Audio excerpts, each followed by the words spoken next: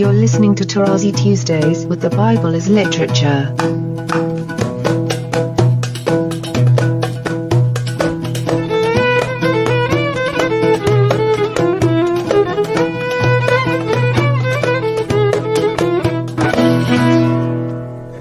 Hi, this is Father Mark Boulos, and you are listening to Tarazi Tuesdays with the Bible as Literature podcast. This week, Father Paul explains that in Genesis, with respect to their behavior, human beings must follow the lead of the sea animals. I am happy to introduce Father Paul on the Bible as Literature podcast, Tarazi Tuesdays.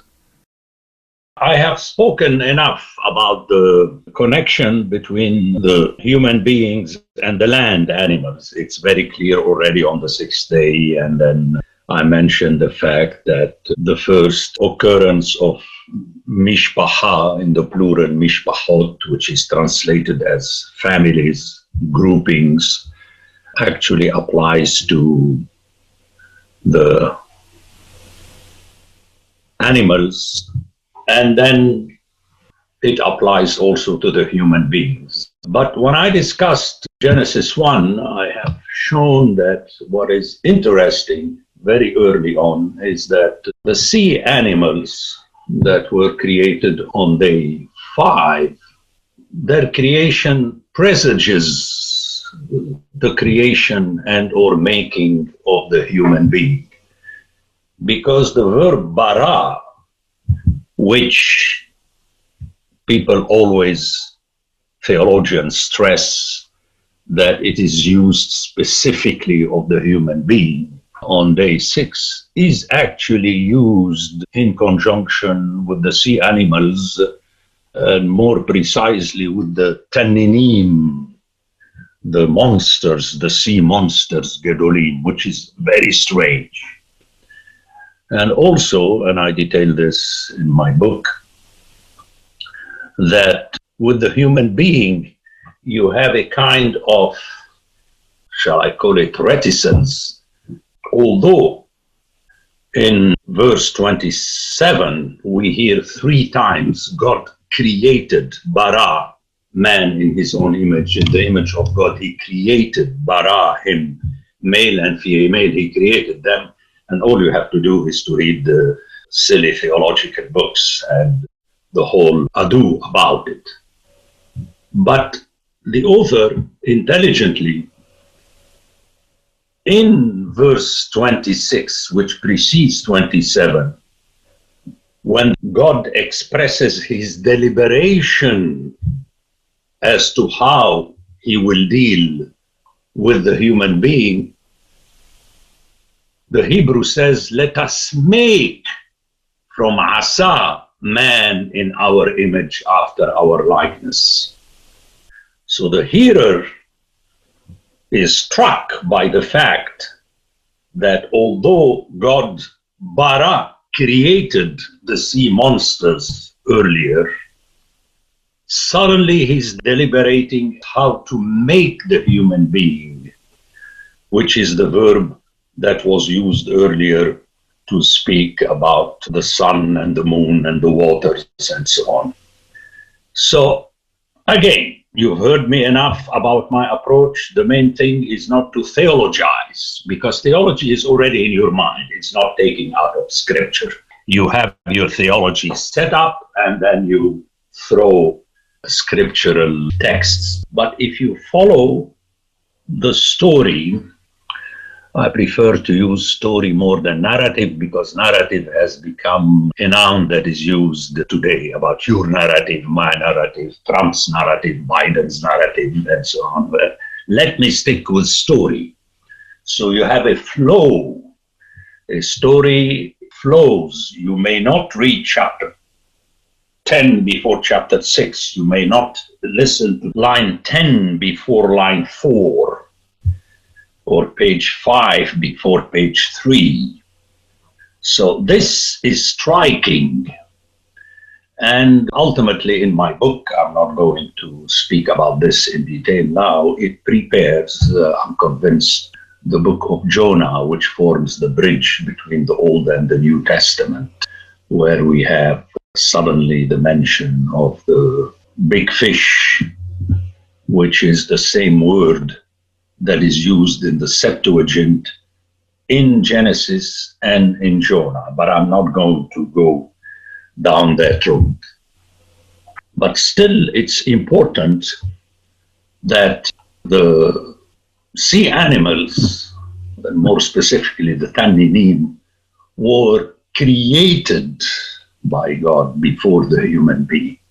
So to your ear, let me go back to my previous example, to your ear, the family, the grouping of human beings, is patterned after the groupings of the land animals and not vice versa. It's not that the author is projecting the human understanding of family on the animals the way you do with your pets. I mean, it may be so, but in the story, it is not so. It is the human groupings that are patterned after the groupings of the land animals. And here we have something similar, that the human beings are created / made the way you hearer have heard that the great sea monsters were made and thus created.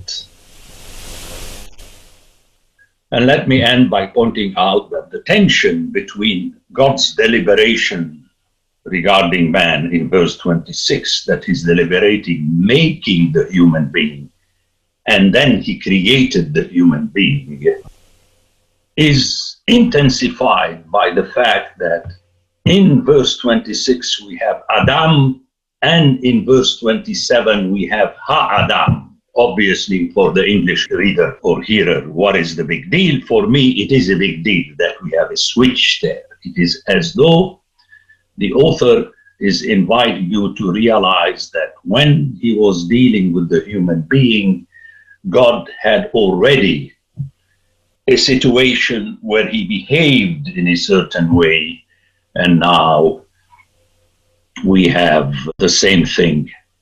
Again, not with the land animals, but with the sea animals. And this will become very important in Jonah, where the author refers to that great fish translated in English, but we don't have tannin in Hebrew.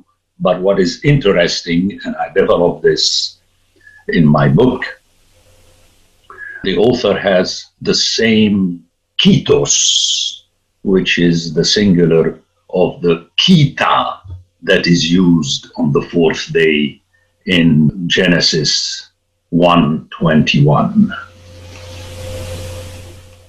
So already the author is setting you up to accept the fact that ultimately it is, which I'm about to show, that the human beings are to take the cue, the lead from the behavior of the sea animals in order to be the regular human beings that God wanted them to be.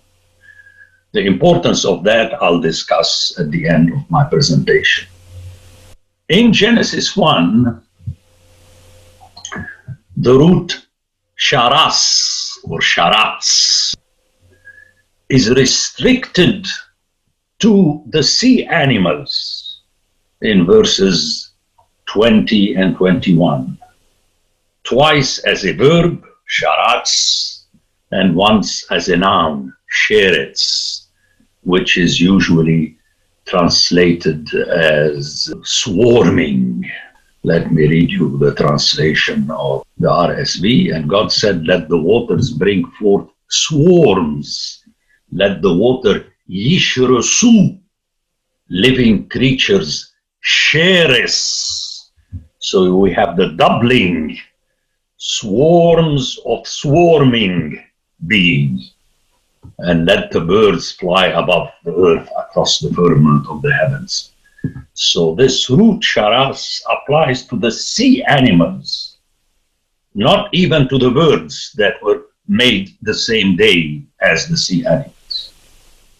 And then the text proceeds, so God created the great sea monsters and every living creature that moves, with which the waters swarm, sharasu, according to their kinds, and every winged bird according to its kind. You notice how the author separates between the sea animals and the fowl of the air. If we jump to chapter 7, in conjunction with the flood, we hear, and all flesh died that moved upon the earth, birds, cattle, beasts, all swarming creatures, sheres, that swarm, shores, upon the earth, and every man. Everything on the dry land, haraba, in whose nostrils was the breath, the breeze of the spirit of life, died. So here suddenly in chapter 7, verses 21 and 22, we hear that all the animal realm, except for the human being in these verses, behave like the sea animals, behave the way the sea animals behaved. And all these died in whom there was the breeze of life. Now, in chapter 8, verses 17, just to proceed with the story of the flood, we hear bring forth, which is the same verb that was used in Genesis 1, to bring forth, okay, about the sea animals and the waters, and bring forth with you every living thing that is with you of all flesh, birds and animals, which is behemah, and every creeping thing, remes, that creeps, romes on the earth, that they may breed abundantly, sharasu. You see, the English just is totally misleading. There is no reference to the original verbs. That they may breed abundantly on the earth and be fruitful and multiply upon the earth. In 8:17. In chapter 7 and chapter 8, suddenly the animals or the animal's behavior is patterned after the behavior of the sea animals that was already established in Genesis 1. And that's very important because the sea animals are non-functional in the story of the flood. That's the technical knockout. That the text is saying, you living beings upon the land, after I saved you from the waters of the seas, with which the sea animals didn't have to deal, now you better behave in your breeding abundantly the way the sea animals behaved.